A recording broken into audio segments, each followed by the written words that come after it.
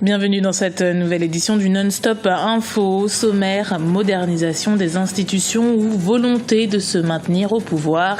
La modification de la Constitution soulève des interrogations au Congo à 1 an de l'élection présidentielle. Comme prévu, la version corrigée des listes électorales informatisées est disponible depuis le 15 janvier au Bénin. Sa révision doit être parachevée pour le 25 février 2015. Les banques du Nigeria s'adaptent aux personnalités à mobilité réduite. Elles seraient 25 millions sur les 170 millions de Nigérians. Dans la capitale Lagos, certaines banques ont modifié leurs installations. Après en avoir appelé à la communauté internationale, le Tchad rejoint le Cameroun dans la lutte contre Boko Haram. Le président tchadien Idriss Déby Itno l'a annoncé jeudi. Le Tchad enverra des troupes au nord-est de son territoire pour contrer l'avancée des terroristes. Le mouvement semble devenu complètement incontrôlable. Ces exactions sont quasi hebdomadaires. Entre le 3 et le 7 janvier, les villages de Dogon et Baga ont été ciblés par ses membres. Le bilan est de 150 morts. Notre éditorialiste Samuel Gembok revient sur cette coopération. Écoutez.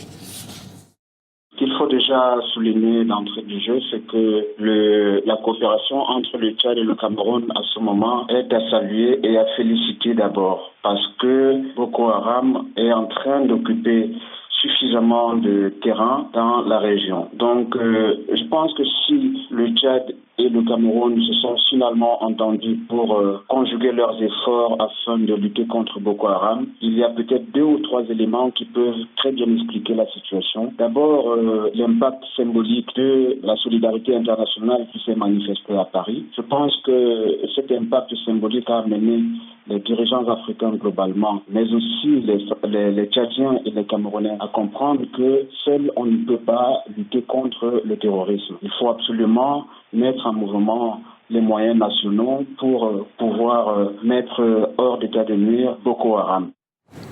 La décision remonte au 30 décembre 2014. Le comité central du Parti congolais du travail, parti au pouvoir, s'était prononcé en faveur d'un changement de la Constitution de 2002.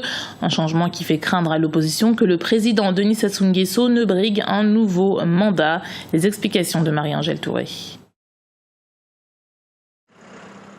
Le PCT, Parti congolais du travail, favorable à une révision de la Constitution. 45 membres dirigeants du parti au pouvoir se sont déclarés en accord avec cette initiative visant à modifier la Constitution de 2002. Modification motivée, selon le parti du président Denis Sassou Nguesso, par une volonté de moderniser les institutions du pays. Changement, c'est simplement vous balayer toute la loi fondamentale actuelle et vous proposer d'aller vers la majorité du peuple et par voie référendaire, proposer une nouvelle formule à l'approbation de la population congolaise, du peuple congolais. À ce moment-là, nulle part au monde, vous savez, en France, à la Ve République, il y a eu 10 changements de constitution. On ne peut pas aujourd'hui dire que dans certains pays, on puisse changer entièrement toute la constitution. Maintenant, ceux qui sont pour le non-changement de cette constitution, ceux qui ont peur de ce changement de constitution, vous disent, si nous changeons entièrement cette loi fondamentale, cela pourrait donner la possibilité à Denis Sassou Nguesso d'être candidat. Il a le droit, c'est dans ses prérogatives, de soumettre à l'approbation du peuple congolais qui souverainement devra se prononcer. Pour ma part, cette constitution gagnerait à être modernisée. L'opposition, pour sa part, affirme que cette révision de la Constitution a pour unique objectif de créer les conditions d'une nouvelle candidature de l'actuel président au scrutin prévu en 2016. Marcel Guitoukoulou, président du Congrès du peuple congolais, évoque même un risque de déstabilisation de l'équilibre politico-social établi depuis quelques années. La conséquence du changement constitutionnel aujourd'hui, c'est de fragiliser une paix que nous avons tous bâtie avec fierté et avec douleur. Ça menace la paix parce que les citoyens ne sont pas prêts aujourd'hui à accepter que le président de la République, par un tour de passe-passe, rempile en passant par une sorte de coup d'État constitutionnel pour dire « je suis toujours présent et je suis toujours en place » alors que sa politique est décriée dans le pays. La conséquence, c'est effectivement 1. Mettre en péril la paix, 2. Enlever la confiance aux investisseurs étrangers qui veulent bien que les choses bougent dans le pays sur le plan de la gestion et de la gouvernance. Et 3, c'est un manque de respect pour les populations qui lui ont accordé leur confiance pendant 40 ans. La constitution congolaise en vigueur depuis 2002 limite à 2 le nombre de mandats présidentiels. Le président Denis Sassou Nguesso, élu la même année ainsi qu'en 2009, ne pourrait donc pas briguer de mandats supplémentaires si cette constitution reste inchangée. Cependant, aucune déclaration du parti au pouvoir ne corrobore pour l'instant les affirmations et les craintes énoncées par l'opposition. Au Bénin, la COSLEPI a annoncé la disponibilité de la liste électorale informatisée provisoire. L'organe installé depuis bientôt 2 ans a cette fois-ci tenu le pari de rendre disponible son fichier pour le 15 janvier 2015. La liste électorale définitive est elle attendue pour le 25 février 2015. Les précisions de Vladimir Belbissou. La version provisoire de la liste électorale informatisée attendue depuis bientôt 2 ans est désormais disponible. Un peu plus de 19 mois après son installation, le Conseil d'orientation et de supervision de la liste électorale permanente informatisée, COSLEPI, a pu tenir le délai du 15 janvier 2015 pour rendre disponible la liste électorale provisoire. Les listes qui seront affichées dans tous les arrondissements du pays ont pris en compte les citoyens âgés de 18 ans et plus. Nous nous préparons à faire la dernière opération du terrain telle qu'exigée par la loi. C'est l'affichage de la liste provisoire pendant 21 jours. Sur toute l'étendue du territoire, par poste de vote, et qu'à partir de là, bien sûr, les réclamations seront faites, prises en compte en moins d'une semaine et la liste définitive sera disponible. Répartis dans les 7 914 centres de vote, ils sont au total 4 435 303 électeurs inscrits sur la liste électorale provisoire. En attendant la mise en conformité de la liste avec les lois en vigueur au Bénin, les réclamations sont attendues auprès du COSLEPI dans les 7 prochains jours. La liste définitive devrait donc être disponible à la date du 25 février 2015. On observe que mise en place pour 6 mois en principe, l'organe est resté près de 2 ans en place. Qu'on observe également que de bout en bout, les différents partis aux discussions, c'est-à-dire l'opposition et la majorité au pouvoir, sont restés au sein de l'organe. Contrairement au processus ayant conduit à la confection de la LEPI pour 2010-2011, où on a observé que les représentants de l'opposition avaient claqué la porte, on peut espérer à tout le moins qu'un minimum de consensus a été de mise au sein de l'organe. La disponibilité de la liste actualisée le 25 février prochain viendra confirmer la tenue des législatives le 26 avril et les municipales le 31 mai. 2 échéances qui préparent la présidentielle attendue pour le mois de mars 2016. 100 personnes sont actuellement portées disparues en Centrafrique. Elles avaient pris place à bord d'une embarcation de fortune pour traverser le lac Ubangui. L'accident a eu lieu à hauteur de Modalé, une localité située à 125 km de la capitale, Bangui. Le moteur a pris feu, ce qui aurait déclenché un incendie. Les passagers se seraient alors jetés à l'eau. Seule une victime a pour l'instant été repêchée. Au Nigeria, les personnes à mobilité réduite rencontrent des difficultés pour accéder aux lieux publics. Et pour leur faciliter la tâche, les banques nationales mettent en place des équipements adéquats aux guichets automatiques. Des équipements qui leur permettront d'effectuer leurs opérations de façon totalement autonome. Gavanido. Les banques nigérianes prennent des dispositions en faveur des personnes à mobilité réduite PMR. C'est l'exemple de la banque Keystone logée à Lagos et qui a installé des rampes à ses points de guichet automatiques. Avec ce dispositif, ils peuvent effectuer leurs opérations bancaires sans demander de l'aide au personnel ou à une tierce personne. Au Nigeria, les personnes handicapées sont nombreuses et il est important que nous prévoyions quelque chose pour elles.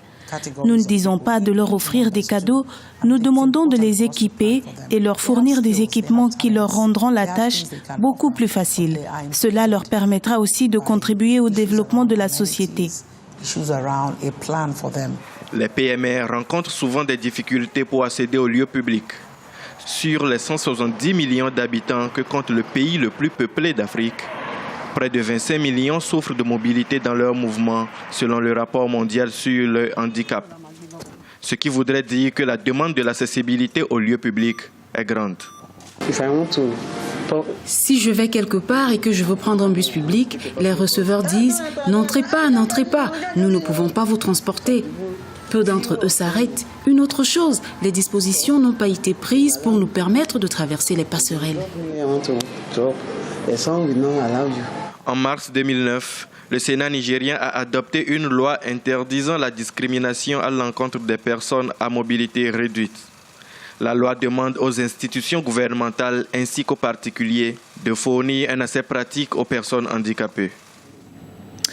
On ouvre à présent une page culture avec le démarrage jeudi de la 11e foire d'exposition internationale de Bamako. Plus de 400 exposants d'Afrique, d'Europe, d'Asie et d'Amérique y sont attendus. Avec le Maroc comme invité d'honneur, l'événement est placé sous le thème de la relance économique du Mali. Ibra Radinjaï. La 11e édition de la foire exposition internationale de Bamako, la FEBAC, s'est ouverte ce jeudi 15 janvier. Un moment d'échange qui est devenu désormais un rendez-vous incontournable pour les Maliens et même au-delà de la sous-région. Pour cause, plus de 400 exposants venus d'Afrique, d'Europe, d'Asie et d'Amérique sont attendus à la FEBAC, organisée par la Chambre de commerce et d'industrie du Mali. Cette foire, effectivement, aujourd'hui, fait partie des richesses du Mali, dans la mesure où elle se classe dans le peloton des événements internationaux les plus privés. C'est l'occasion pendant quelques semaines d'exposer notre pays au niveau international et surtout de créer un espace véritable d'échange, d'affaires, de bonnes affaires surtout, entre Maliens et étrangers venus d'un peu partout du monde. Aujourd'hui, et cette année, le Maroc est à l'honneur en tant que pays invité. Présidé par le président malien Ibrahim Boubacar Keïta et une délégation de son gouvernement, cette foire est également l'occasion de montrer que le Mali va de l'avant malgré l'instabilité dans le nord. Plusieurs pays amis, notamment le Maroc, sont présents à ce rendez-vous. La particularité cette année, pour la première fois, ce sont des stands aux normes internationales sous forme de chapiteaux entièrement climatisés. Ce n'était jamais arrivé au Mali, en fait. La foire avait l'habitude d'avoir lieu sur un espace ouvert dans le climat malien, comme vous le savez. Et cette année, on a beaucoup investi pour permettre de donner cette image du Mali, un Mali moderne, un Mali qui a envie d'aller de l'avant. Et voilà, et dans ce sens-là, en tant que sponsor officiel, la Banque de développement du Mali a toujours accompagné, la Chambre de commerce et d'industrie du Mali a toujours accompagné le Mali dans cette initiative. Placée sous le thème de relance économique du Mali, la FEBAC fermera ses portes le 25 janvier 2015 à Bamako.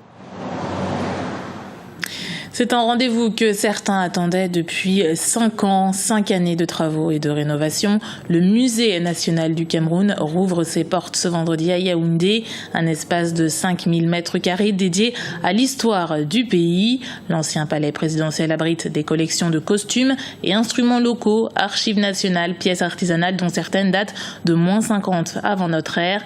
Un gala d'inauguration débutera à 18h GMT. C'était le journal de la rédaction. Merci de l'avoir suivi. Retrouvez dans un instant une nouvelle édition du Non-Stop Info sur Africa 24.